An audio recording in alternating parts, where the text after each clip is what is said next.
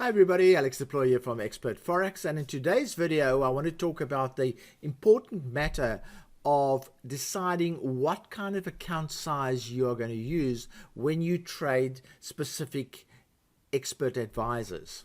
This is a very important topic, and even the most experienced traders have made really bad mistakes by not calculating their account size requirements for EA trading. So in this video we're going to have a look at what factors to take into account when determining your account size, and we're going to look at easy ways of determining your account size, and then we're going to have a look at some rule of thumb ways of determining your account size. Very important. A lot of people misjudge the need to calculate their account size properly, and what they then do is they buy the most wonderful EA, the most profitable EA, and it experiences a margin call and they don't know why, and the only reason they can think of is that the supplier is a scam supplier or the EA is a scam EA, and because of their lack of knowledge they experience these margin calls. So let's have a closer look at the factors you need to take into account when determining your account size. Right, so the first factor to look at is the number of crosses or number of currencies that you're going to be trading. You must be aware that some EAs only trade one transaction at a time. They open a transaction, it gets closed, then they open another transaction, it gets closed. That means they're only trading one currency or one transaction at a time.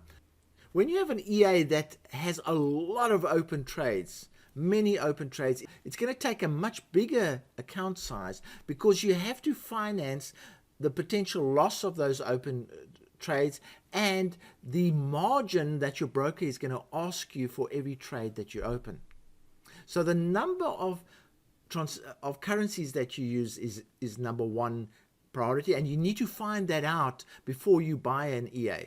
And that information is normally available from the marketing information. So the next factor is the time frame traded, which normally determines how many open deals you're going to have. If you are trading a short time frame, maybe the 5 or 10 minute time frame, you're going to be trading a lot of deals very quickly, and there might be a lot of deals open. If you're trading the 4-hour time frame, there might be a lot fewer deals open at the same time, and therefore you don't need that much in your trading account to finance the margin and potential drawdowns. So the next item is profitability. If you have a profitable EA right from the start, those profits will finance the need for margin and for drawdowns, and the EA will basically finance itself. But you don't know that until you've started the EA. Next one, and probably the most important one and the most ignored one, is your broker margin requirement. Now, when you open a deal, what happens is the broker takes a portion of your account and puts it aside as margin. And you can actually see those numbers in your deal that you've opened. And let's have a quick look at where you can see it. Okay, here I have a demo account that's open trading micro lot trades, and down here at the bottom you can see there are actually 6 trades open, and the broker has taken $60. That means he's taken $10 for every trade. It's a micro account, so that's the margin requirements for a micro account. If it was a mini account, it must probably be taking $100 per trade, and that number would then be $600. If you, for instance, had 12 transactions open and you were trading a mini account, you would need $1,200 in your account to finance those trades.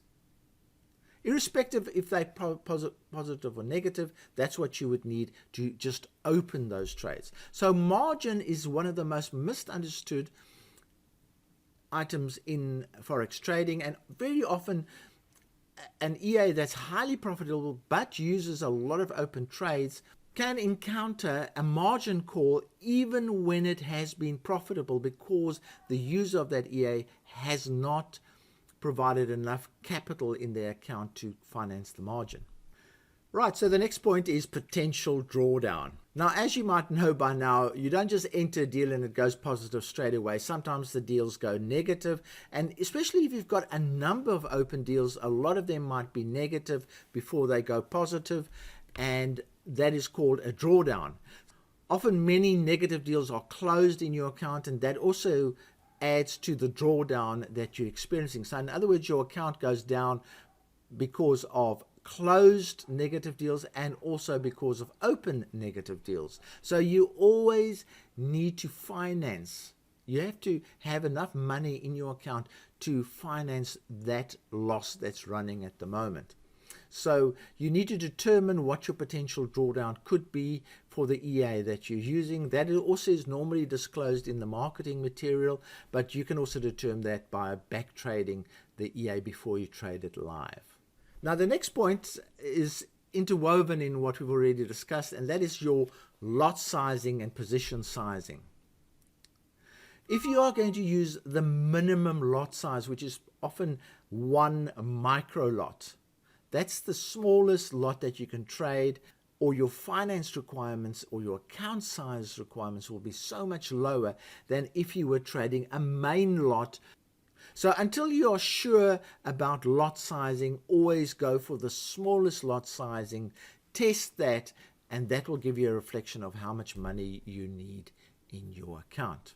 So you need to take these factors into account to determine the account size that you have. Most traders that I know that buy EAs just take the account that they've got and hope like crazy that it's the right size. Now here's an example. We're about to launch the Dream Machine EA, a really fantastic EA, but you need to know what kind of account size to use when trading this particular EA. For instance, you can trade 8 currencies, which will mean that you can trade up to 28 crosses of those particular currencies, and you're going to need $2,800 in your account if you're trading micro lots. That's micro lots. And your account size decreases. If you only have $100 in your account, you'll only be able to trade 2 currencies, which is 1 cross, and that will be safe with 100. So a lot of people would not realize this sensitivity, and they would buy the EA and just trade all the currencies all at once. They might only have $600 in their account, but they're trading all the currencies at once, and they're putting themselves at a huge risk. It could work if they're lucky enough to be successful right away. Then the profits will finance the future growth of their account. But if you unlucky, like most people are, to start an EA when there's a slight drawdown happening, it will blow your whole account, and in spite of it being a highly profitable EA, you will blame the EA as being inefficient because it's caused a margin call. In the meantime, you were just underfunded at that particular time.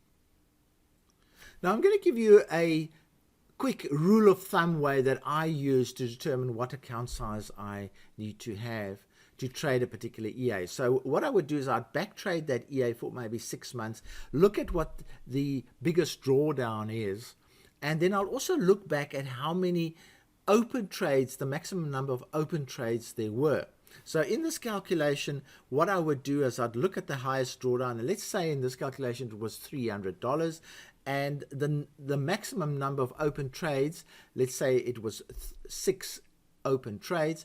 So you would have to finance the drawdown of $300 plus the margin requirements. And this, let's say this is a micro account, so I only need $10 for every deal. So I'm going to need $60 to finance the margin and $300 to finance drawdowns.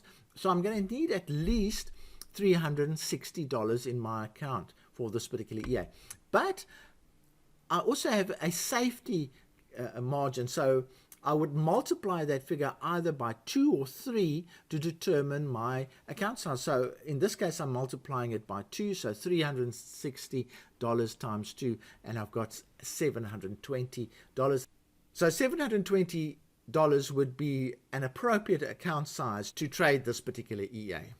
Now, there are two very simple, easy methods to also determine these the sufficiency of your account size. The one I've already mentioned, all you do is you back trade the EA using the maximum amount of currencies or open deals, and then you look at the back trading results to see what the drawdowns were and what the maximum number of open deals were, and that will give you an idea of what kind of account size you're going to need. The other way to do it is to forward trade it, to trade it for a month on a demo account with as many currencies running at the same time.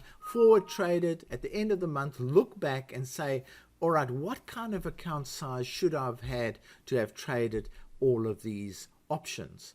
And then often, as I normally do, I multiply that by 2, and that would be the account size that I would use. Now, the objective of this video was just to make you aware of the importance of pre-calculating your account size before you start trading.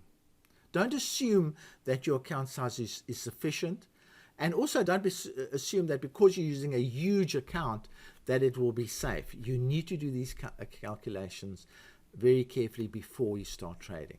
I hope I've given you some good ideas. From me, Alex Deploy, cheerio.